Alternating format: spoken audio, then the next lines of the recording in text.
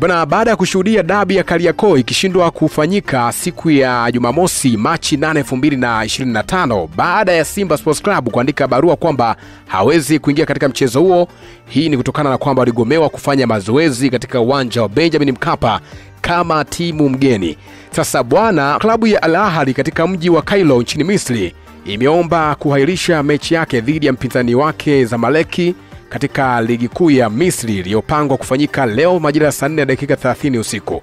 Al Ahly katika taarifa yao walioichapisha mapema hii leo wametishia kujitoa kwenye ligi ya Misri iwapo mechi yao dhidi ya Zamalek itachezeshwa na mwamuzi wa Misri, ambapo wanaamini waamuzi wa taifa hilo hawasimamii haki na usawa katika ligi hiyo. Al Ahly wamesema hawatacheza mechi hiyo hadi chama cha soka nchini humo watakapoleta waamuzi kutoka nje ya mipaka ya Misri, na kusisitiza kwamba klabu hiyo haitacheza ligi kuu ya Misri endapo matakwa yake ya kutaka waamuzi kutoka nje ya nchi hayatatekelezwa.